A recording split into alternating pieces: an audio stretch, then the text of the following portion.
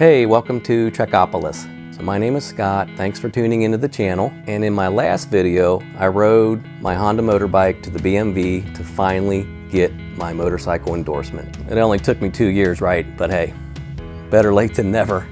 So check out that video about the endorsement process as I cover in great detail, okay? But in this video, I want to know what your first motorbike was and why you bought it. I'm asking for a future special project I'm working on, so your input will be very helpful for me. So I'll share what I remember about my first motorbike and see if you have a similar experience. So let's go. If you've ever owned a motorbike, you probably remember the first time you laid eyes on it, stroked its shiny surface, threw your leg up and over the seat as you straddled it. But when you get to be my age, you tend to lose details on memories from decades ago. Sometimes it feels like another lifetime. But I can remember purchasing a Yamaha motorcycle. I think it was a 500cc engine from a man for like $900. I know it was a Yamaha and I think it was 500cc, but I'm not 100% sure. What I do know that it was a kick manual bike, and man, was that a pain. Why? Because I could never start the thing. When I went to the man's house to look at the motorcycle, I didn't even know how to ride a bike. He started it up, rode it up and down the street a few times, and that's how I decided on whether I should buy the bike or not. I had no clue about motorcycles, and I trusted him that it was a good deal. I mean, the bike looked nice, and it was clean, and it seemed like a great deal. The guy even delivered it to our house. But I was in my early 20s at the time, pretty naive about most things, especially motorbike. And looking back, I don't even remember if I got my temporary permits or took a test or anything for that matter. After about 3 decades, memories become fuzzy at best, and I only recall bits and pieces of most things. But the things that did stick out were all the issues I had with the bike.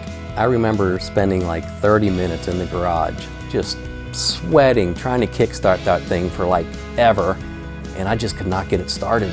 If I did manage to start it, I would take it out on the road, and then it would constantly break down on me.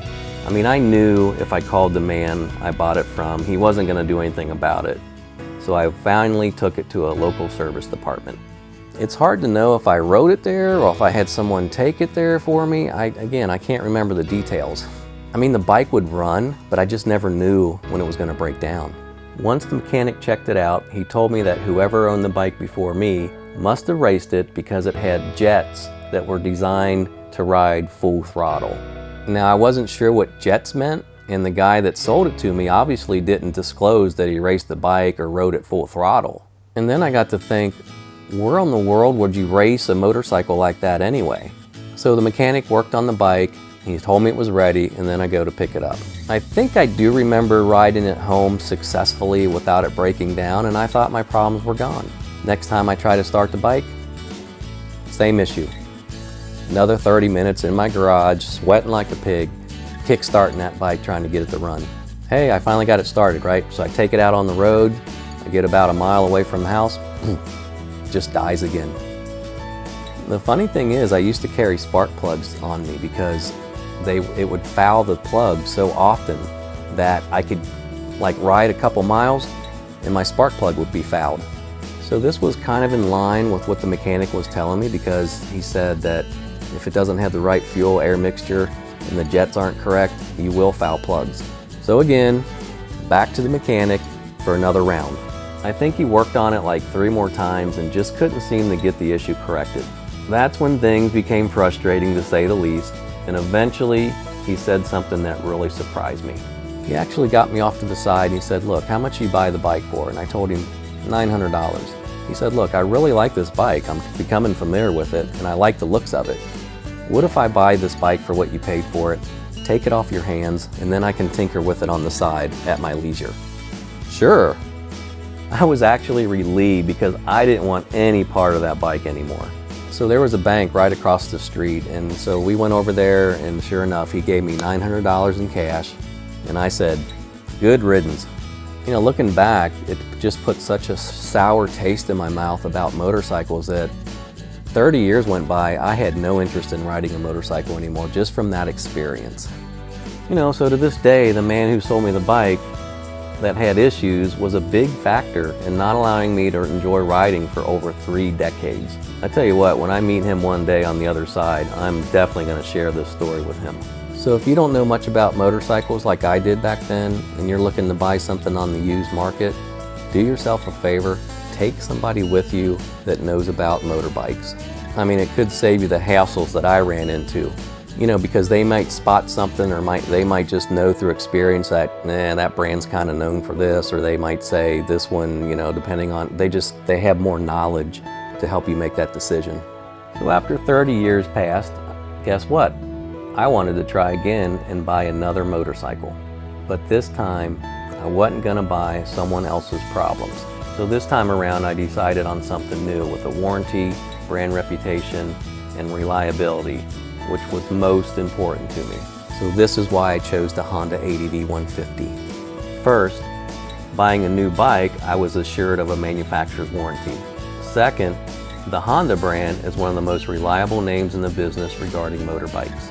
Third, I wanted to enjoy the riding experience without having the fear of breaking down every time I took it out.